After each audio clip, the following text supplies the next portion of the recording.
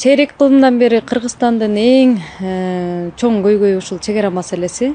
Ал жердеги биздин мекендештердин, ошондой эле чет өлкөгө чыгып кеткен биздин бордоштордун эң чоң маселеси болгондуктан ушул чек ара маселеси сөзсүз түрдө чечилиши керек болчу.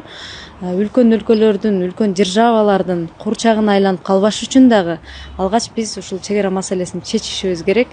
Өзүңүздөр билесиздер, кайсы бир өлкөгө биздин кайсы бир кадамдарыбыз ыңгайсыз болуп калганда ар дайым ушу кыргыз тажик чек арасын колдонуп келет.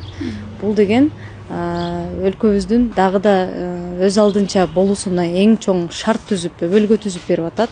Мен бул кандай чечим болбосун, бул келишимди колдоп бермекмин. Анткени Кыргызстан ар дайым өгөйлөнгөн, өксүгөн биздин мекендештерди артка кайтарууда дагы чоң жетишкендик болот.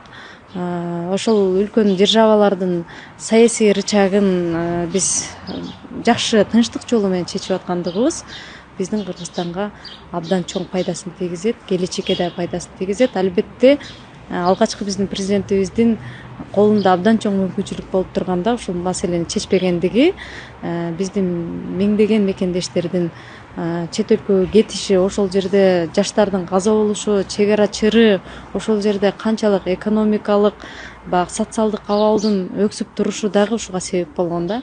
Бул чечкиндүүлүк чындыгында абдан чоң кадам. Бул жетишкендик деп эсептесек болот.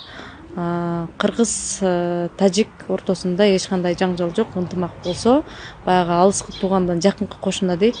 Кошуналарыбыз менен тынч аман болсок, мамлекеттин өсүп өнүгүүсүнө дагы чоң бир өбөлгө түзүлүп атат да. Ошон үчүн бул чечимди дагы ушул болуп аткан аракеттердин баарын колдойбуз.